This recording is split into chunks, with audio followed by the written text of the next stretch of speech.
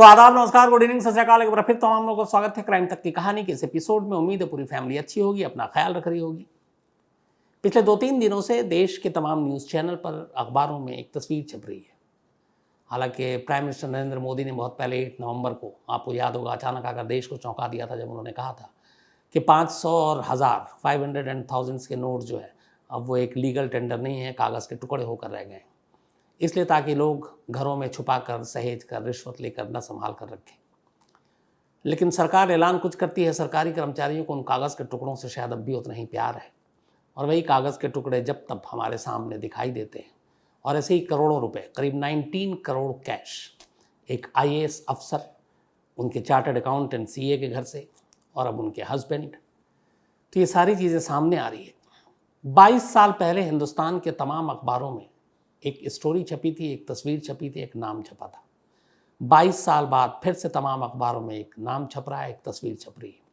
इन 22 सालों की कहानी आपको सुनाऊं उससे पहले थोड़ी सी जानकारी आपको दे दूं। ये हम लोगों के लिए जानना बहुत ज़रूरी है। जानकारी से पहले एक कहानी। न्यूजीलैंड का एक राइटर एक बार इंडिया आता है। उसने कई देश को ट्रैवल किया। उसके बाद यहाँ आने के बाद वो जानना चाहता था कि इंडिया में करप्शन क्या है।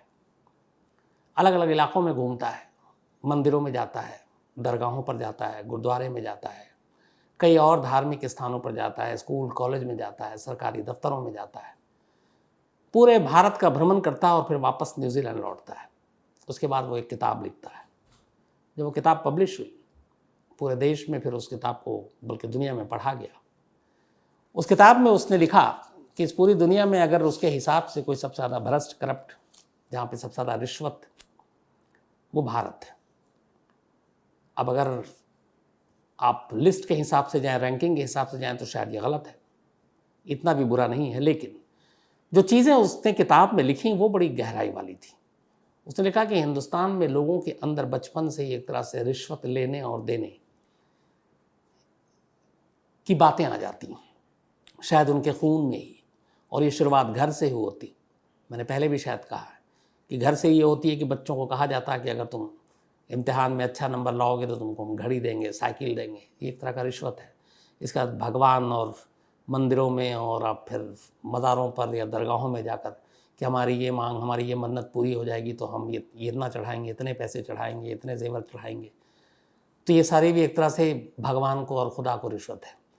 तो उनका ये था कि घर से शुरू होता है, और जिस देश में लोग ऊपर वाले तक को रिश्वत देने से नहीं डरते, तो वहाँ फिर रिश्वत कितने बड़े पैमाने पर होगी, आप अंदाज़ा लगा सकते हैं। ग्लोबल करप्शन, इसके अलावा बैरीमीटर, एक BCB, बल्कि GCB एक सर्वे करती है। इसकी एक लेटेस्ट रिपोर्ट है जो अभी आई है। ये है 20, बल्कि नवंबर 2020 की रिपोर्ट है। इसमें कुल 180 देशों का इन्होंने सर्वे किया कि मोस्ट करप्ट, सबसे ज़्यादा रिश्वतखोर देश कौन कौन से हैं। उसमें 85th, 85वें नंबर पर हमारे देश का नाम है, भारत का। एशिया में अगर बात करें तो इस ग्लोबल करप्शन बैरीमीटर के हिसाब से एशिया में सबसे मोस्ट करप्ट देश इंडिया है। हाँ, हमारे साथ मालदीव को भी रखा गया है। इसी GCB के हिसाब से पूरी दुनिया में हर साल 3.6 ट्रिलियन डॉलर की रिश्वत की रकम इधर से उधर होती है, यानी कोई घूस लेता और कोई घूस देता है। 3.6 ट्रिलियन डॉलर, इसको अगर हम वैसे जोड़ो तो करीब 210 लाख करोड़ रुपए होते हैं इंडियन करेंसी में। और बेहतर समझ सकते हैं इसको कि 3.6 ट्रिलियन डॉलर कितना होता है। तो हमारे इंडिया का जो पूरा बजट है वही करीब 3 ट्रिलियन डॉलर का है। मतलब जितना हमारा है पूरे देश का, उससे 0.6 ज़्यादा ही है। इस सर्वे के हिसाब से हिंदुस्तान में 39% हम इंडियन, भारतीय, हिंदुस्तानी सीधे करप्शन से जुड़े हैं। 39% जो रिश्वत देते हैं या रिश्वत लेते हैं। 46% ऐसे लोग हैं जो अपनी मर्जी से रिश्वत देते हैं कि चलो यार, ये सरकारी दफ्तर है, ये अस्पताल है, ये मंदिर है, ये गुरुद्वारा है, ये दरगाह है, यहाँ पहले दर्शन हो जाएगा, यहाँ पहले इलाज मिल जाएगा, यहाँ नौकरी पहले मिल जाएगी, ये लाइसेंस पहले बन जाएगा। तो सामने वाला मांगे इससे पहले कि वो मुंह खोले, हम अपने आप उसको रिश्वत दे सकते हैं। ऐसे लोगों की तादाद 46% है एशिया में, बल्कि दुनिया में। हर 4 आदमी में से 1 आदमी करप्ट है इस रिपोर्ट के हिसाब से। लेकिन 4 में से 1 पूरे वर्ल्ड में, जबकि अगर हम इंडिया में बात करें तो हर 2 में से 1 आदमी करप्ट है। यानी अगर हमारी जो आबादी है उसकी आधी आबादी करप्ट है। ये सारे उसके रिपोर्ट हैं। अब इसी दुनिया में इसी सर्वे के हिसाब से टॉप 3 कंट्री जो सबसे ईमानदार हैं, शरीफ हैं, जहाँ रिश्वत नाम की चीज़ नहीं है, उनमें जॉइंटली डेनमार्क और न्यूजीलैंड लगातार इनका नाम आता है, और तीसरा देश है फिनलैंड। तो डेनमार्क, न्यूजीलैंड और फिनलैंड ये दुनिया के सबसे शरीफ देशों में हैं, जो रिश्वत नहीं लेते या नहीं देते, उसमें इनकी गिनती होती है। 2005 की एक रिपोर्ट के हिसाब से इंडिया में हर साल करप्शन की रकम सरकारी अफसर जो लेते हैं 20,000 करोड़ रुपीस, 20,000 करोड़। तो ये सारी तस्वीरें आपके सामने इसलिए रखी क्योंकि आज की जो कहानी है, उस कहानी के जो जड़ में सारी बातें हैं वो इसी रिश्वत के दीमक, इसी करप्शन से। अगर इस करप्शन को दूर कर दिया जाए तो सोचिए कि इस देश में क्या होगा। लेकिन अफसोस ऐसा होता नहीं है। 2000 शायद यही मई का महीना था, आज से 22 साल पहले देश के हर न्यूज़पेपर में एक खबर छपी। यूपीएससी का रिजल्ट आया था और उस यूपीएससी में टॉप किया था देहरादून की एक लड़की ने। उस लड़की का नाम था मंजू सिंघल।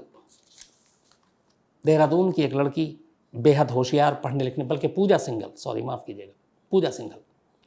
सिर्फ 21 साल और 7 दिन उसकी उम्र थी 2000 में जब ये यूपीएससी का रिजल्ट आया। इंडिया में पहली बार ऐसी यंगेस्ट थी जिसने यूपीएससी क्रैक किया और पहले ही अटेम्प्ट में आईएएस अफसर बनी। 21 साल और 7 महीने, लिम्का बुक ऑफ रिकॉर्ड्स में उसका नाम आया। इस अखबार में इसके टॉप करने की खबर आने के बाद देश के सैकड़ों, हजारों, लाखों स्टूडेंट्स ने पूजा सिंघल को अपना आइडियल माना। उन्होंने कहा 21 साल 7 दिन की एक लड़की अगर यूपीएससी क्रैक कर सकती है तो हम लोग भी मेहनत से कर सकते हैं। तो एक आइडियल, एक आदर्श बन चुकी थी। फिर इसके बारे में खूब कहानियाँ छपने लगी। पता चला कि पूजा सिंघल ने बचपन से, स्कूल से लेकर कॉलेज तक हर जगह टॉप किया। गढ़वाल यूनिवर्सिटी से पढ़ा, किसी भी एग्ज़ाम में कभी नंबर 2 नहीं रही, हमेशा नंबर 1 रही, टॉप किया।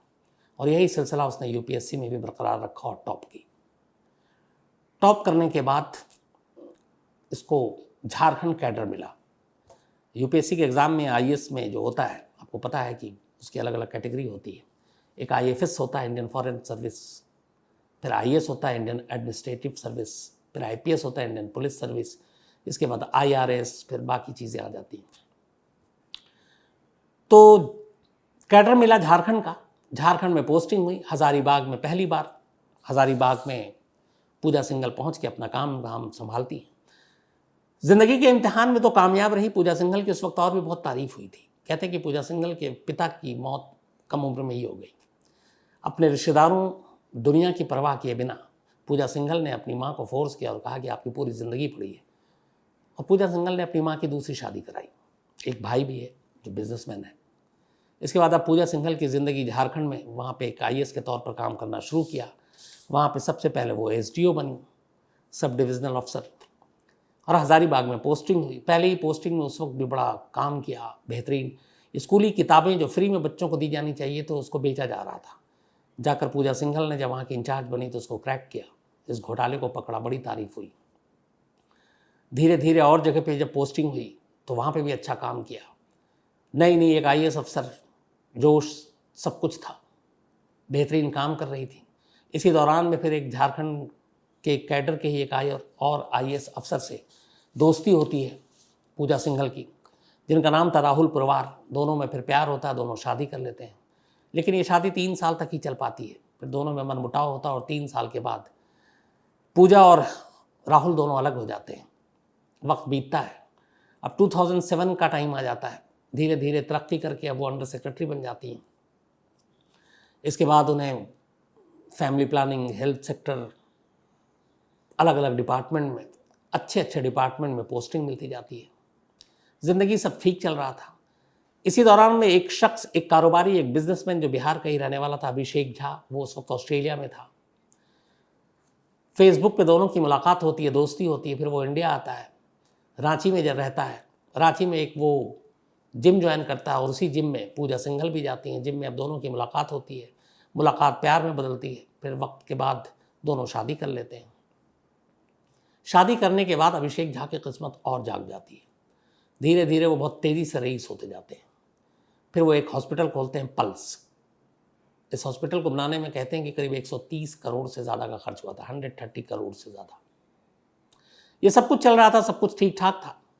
इधर पूजा सिंघल, इनकी अपनी ज़िंदगी, नौकरी भी सब ठीक चल रही थी। हर सरकार के साथ इनके अच्छे रिश्ते, हर विधायक के साथ, हर मंत्री के साथ, हर सांसद के साथ। सरकार चाहे किसी की भी हो, वहाँ झारखंड मुक्ति मोर्चा की हो, कांग्रेस की हो, बीजेपी की हो, सरकार बदल जाए, इनके काम पे कोई असर नहीं पड़ता। हर जगह पे इनको अच्छी पोस्टिंग मिलती, क्योंकि हर जगह पे इन्होंने बना कर रखा था पूजा सिंघल ने। सब कुछ चलता रहा। इसी दौरान में 2013-14 के बीच की बात है, मनरेगा एक जो लोगों को काम देने का एक सरकारी स्कीम है, जिसके बदले हर दिन एक फिक्स दिहाड़ी दी जाती है और इतने दिन के रोज़गार एक महीने में, एक हफ्ते में मिलेगा, इसकी गारंटी है मनरेगा। एक अच्छी स्कीम है ये। तो पता चला कि इसमें कुछ घोटाला हुआ है। मनरेगा के पैसे सरकारी खजाने से तो निकले, लेकिन उस गांव में, उस ज़िले में लोगों तक नहीं पहुंचे। धीरे धीरे इसकी इंक्वायरी हुई, इंक्वायरी चलती रही, मामला कोर्ट में गया। फिर अचानक उसमें एक जूनियर इंजीनियर का नाम आया, सुबोध उसका नाम था, बल्कि विनोद। ये सब कुछ चलता रहा। आखिरकार ये मामला फिर ईडी यानी कि एनफोर्समेंट डायरेक्टरेट, प्रवर्तन निदेशालय को सौंपी गई। ईडी ने इसी साल जून में इस विनोद जूनियर इंजीनियर को वेस्ट बंगाल से पकड़ा। पकड़ने के बाद उसे रांची लाया गया। रांची लाने के बाद उससे कहा गया कि तुमने इतने से इतने टाइम तक ये मनरेगा के पैसे लोगों को देने की बजाय अपने अकाउंट में, अपने खर्च के लिए, अपने फ़ायदे के लिए इस्तेमाल किया। तो उसने कहा, साहब मैं अकेला गुनहगार नहीं हूँ, मैंने ये लोकल एडमिनिस्ट्रेशन, ज़िला एडमिनिस्ट्रेशन, जो उनके अफसर हैं, उनको भी इसमें हिस्सा दिया है। तो अब 3 नाम ऐसे आए थे अलग अलग जगहों के, जहाँ पे ये सारे घोटाले हुए थे। अब उसके बाद पता चला कि वो जो तीनों इलाके थे और जो पीरियड था, टाइम पीरियड 2008 से लेकर 2013, इन तीनों इलाकों में पूजा सिंघल कहीं डीएम के तौर पर तो कहीं डिप्टी कमिश्नर के तौर पर पोस्टेड थी। यानी उस ज़िले की मालकिन यही थी। वहाँ पे हर सरकारी स्कीम, उससे निकलने वाले पैसे, ख़जाने से पैसे रिलीज़ करना, ये सब इनके हाथों में था। अब एक जेई जिसके पास से करोड़ों रुपए मिले, तो सोचिए उसके आकाओं के पास कितने होंगे। विनोद से बातचीत करने के बाद पुलिस को फिर पहली बार पूजा सिंघल का नाम सामने आया कि इस मनरेगा घोटाले में सरकारी लोग शामिल हैं। धीरे धीरे ईडी ने खामोशी से उनकी तहकीकात की, जांच की। फिर जांच के दौरान पता चला कि पूजा सिंघल अपने ज़्यादातर पैसों को, अब चूँकि वो एक सरकारी अफसर है, बैंक में एक लिमिट के बाद आप कैश जमा नहीं कर सकते, 10 सवाल के जवाब देने पड़ते हैं। तो हुआ यह कि पैसे कहाँ जाते हैं, तो एक चार्टर्ड अकाउंटेंट के बारे में पता चला कि एक चार्टर्ड अकाउंटेंट है जो पूजा सिंघल के सारे अकाउंट्स और पैसे देखता है। पुलिस ने उस चार्टर्ड अकाउंटेंट के बारे में, बल्कि ईडी ने पता करना शुरू किया और आखिरकार अभी इसी मई के महीने में उस चार्टर्ड अकाउंटेंट के घर पर ईडी ने छापा मारा। जब ईडी ने घर पे छापा मारा तो ईडी की भी आंखें फटी की फटी रह गई। अलग अलग घरों और दफ्तरों से उस चार्टर्ड अकाउंटेंट के करीब 19 करोड़ 31 लाख रुपीस कैश, 19 करोड़ 31 लाख रुपए नगद बरामद हुए। अब जब इतने सारे पैसे देखे तो ईडी ने पूछा कि भाई ये है क्या। अब सीए का भी पोल खुल गया। उसने बताया कि भाई ये मेरा तो है नहीं, तो फिर किसका है।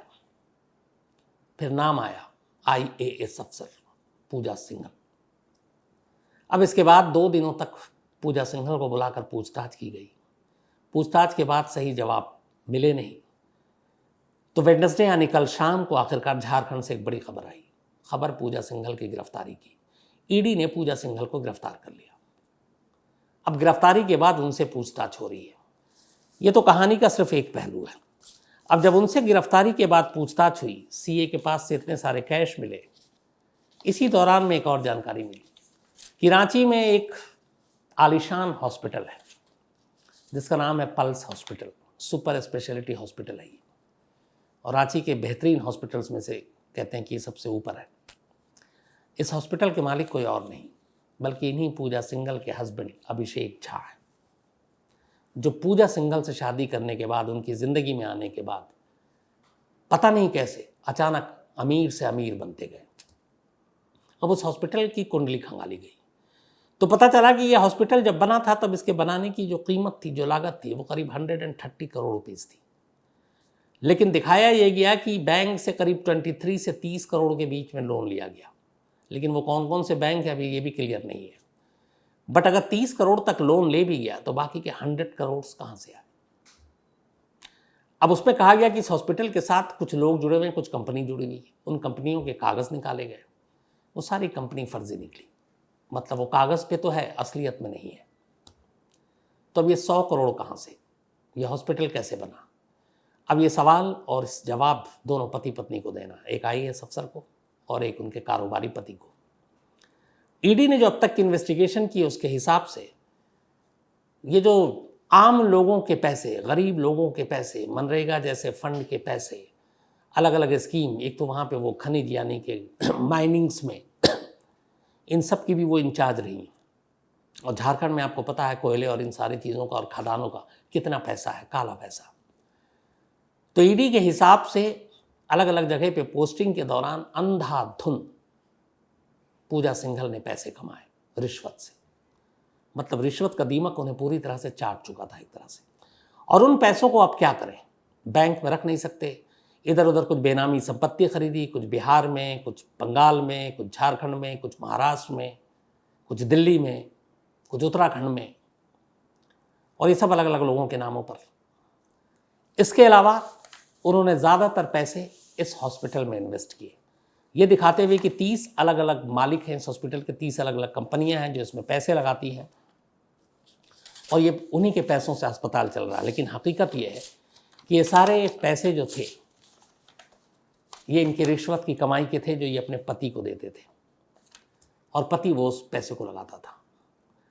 अभी तक की तफ्तीश में करीब 19.5 करोड़ रुपए कैश, इसके अलावा खुद पूजा सिंघल के अकाउंट से उनकी सैलरी के पैसों को हटा दें तो करीब 1.25 से 1.5 करोड़ रुपए एक्स्ट्रा बैंक अकाउंट में है जिसका हिसाब किताब नहीं है।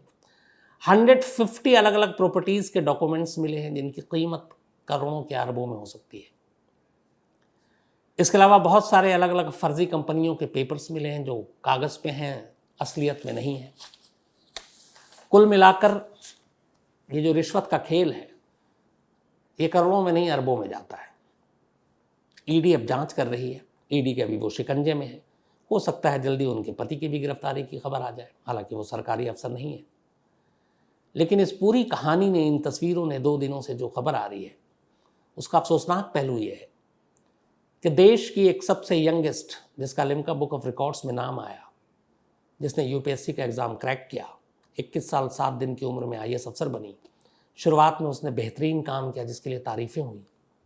धीरे धीरे वक्त ने, रिश्वत का दीमक उसे ऐसा चाटा कि आज 22 साल बाद फिर से देश के हर अखबारों में तस्वीर और नाम है, लेकिन गलत वजह से, शायद देश की सबसे करप्ट अफसर के तौर पर। एक अफसोसनाक बात है।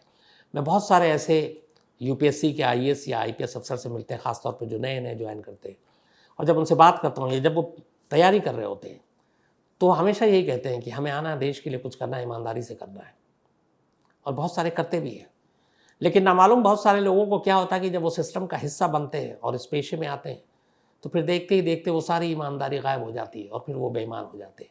अब या तो ये पूरा सिस्टम ऐसा है कि आप उसमें घुसते ही आप भी करप्ट हो जाते हैं, आपको कोई ईमानदारी से काम नहीं करने देना चाहता है, या फिर ये है कि आपको जब आसपास ऐसी चीज़ें देखती हैं तो फिर आप अपनी ईमानदारी को अपने हाथों से ही कुचल देते हैं। कुल मिलाकर जो भी हो, एक तेज तर्रार बेहतरीन अफसर का ये रूप देखना, ये हश्र देखना, इस तरह से जेल जाते हुए देखना। बिरसा मुंडा जेल में कल रात पहली बीती पूजा सिंघल की, और कहते हैं कि जेल जाती वो बेहोश हो गई थी, क्योंकि पूरी ज़िंदगी आलीशान शान से गुजारा, बेइंतहा पैसे, सरकारी गाड़ी, लाओ लश्कर, औरा, सब कुछ, लेकिन एक लालच ने कहाँ से कहाँ पहुँचा दिया। तो अर्श फर्श तक की ये कहानी थी पूजा सिंघल की, जिन्हें अभी नहीं मालूम आगे क्या क्या देखना पड़ेगा। और अभी तो और भी कई चीज़ें खुल सकती हैं, क्योंकि उनके पास से एक डायरी मिली है और उस डायरी में बहुत सारे पॉलिटिशियन, MLA, MPs, मिनिस्टर्स और कुछ जर्नलिस्ट के भी नाम हैं। अब उनका इनमें क्या रोल है, ईमानदारी से जांच की गई तो शायद ये राज भी खुल जाए, कुछ और बड़े चेहरे भी आए। क्योंकि एक चीज़ तो तय है, अरबों रुपए की हेरा फेरी और रिश्वत अकेले एक IAS अफसर अपने आप कर ले और खुद ही खा जाए, ये यकीन करने लायक बात नहीं है। इसके पीछे बड़े बड़े लोगों का हाथ है। जैसे जेई के ऊपर ये लोग थे, तो हो सकता है इस IAS अफसर के ऊपर मंत्री हों, उनसे भी बड़े लोग हों, नेता हों, और हो सकता है इन खबरों को छुपाने और दबाने वाले को जर्नलिस्ट भी हो। तो क्या सच्चाई होगी आने वाले टाइम में पता चलेगा, और मैं इसका अपडेट आपको ज़रूर देता रहूँगा। फिलहाल कहानी में तो इतना ही, लेकिन अपने सिलसिले को आगे बढ़ाता हूँ। आज सृष्टि या गुनगुन, इनका आज जन्मदिन है, तो हैप्पी बर्थडे सृष्टि।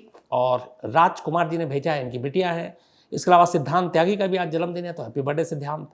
दिव्या आकृति का भी आज जन्मदिन है, तो हैप्पी बर्थडे दिव्या। और सोनू कृष्ण ने भेजा है, इनकी बिटिया है। शिवम नारंग, इनका भी आज जन्मदिन है, तो हैप्पी बर्थडे शिवम। और इनके ब्रदर विशाल नारंग ने भेजा है। इसके अलावा अंकिता गुप्ता का भी आज जन्मदिन है, तो हैप्पी बर्थडे अंकिता, ये पटना सिटी से है। और रवि भूषण एडवोकेट, इनके दोस्त, उन्होंने भेजा है। साथ ही सीमा और सादिक, इनकी आज एनिवर्सरी है, तो आप दोनों को बहुत बहुत मुबारकबाद। मोहम्मद निज़ामुद्दीन ने भेजा है सऊदी से। साथ ही प्रिंस राय है, एक स्टोरी की फरमाइश की है। इसके अलावा शिवनाथ कुमार हैं गया से। अभिषेक और गुड़िया, इनकी शादी हुई इनके दोस्त की, बहुत बहुत बधाई आप लोगों को। इसके अलावा देवाशीष उपाध्याय हैं, नवाब अग्रवाल हैं, बल्कि नवल अग्रवाल हैं, कि स्टोरी की फरमाइश की है। महेश शर्मा हैं, थैंक यू सो मच आपके प्यार भरे मेल के लिए। मोहम्मद हसन हैं, एक स्टोरी की फरमाइश की है। अभिषेक कुमार पुष्पम हैं। देखिए आज कहानी सुना रहा हूँ, ये UPSC की तैयारी कर रहे हैं, तो ऑल द बेस्ट अभिषेक, आप ज़रूर क्रैक करो, बट ईमानदार अफसर बनना यार। गुरजीत कौर हैं Mrs Rai, thank you so much, Great Britain से, यानी कि इंग्लैंड से, आपके इस मेल के लिए शुक्रिया। महेश भावसर हैं, एक स्टोरी की फरमाइश की। इसके अलावा प्रिंस यादव हैं, जशपुर नागर से, छत्तीसगढ़, एक स्टोरी की फरमाइश की है। सादी धूप सिंह हैं। आकाश पोड्डार हैं उड़ीसा से। निकेत अग्रवाल हैं और इनकी वाइफ आदर्श दीवान। साथ ही सत्यानारायण गुप्ता हैं, जकी अहमद हैं, भूपेंद्र मिश्रा हैं, और कौशल कुमार मैलानी और अनामिका। तो आप तमाम लोगों का शुक्रिया इस मेल के लिए, और जो भी कहानी की फरमाइश है वो बारी बारी से ज़रूर पूरा करूँगा। फिलहाल अपना ख्याल रखिएगा, आज कहानी में इतना ही। अब आपसे मुलाकात होगी कल रात 9 बजे किसी नई कहानी के साथ। Thank you so much.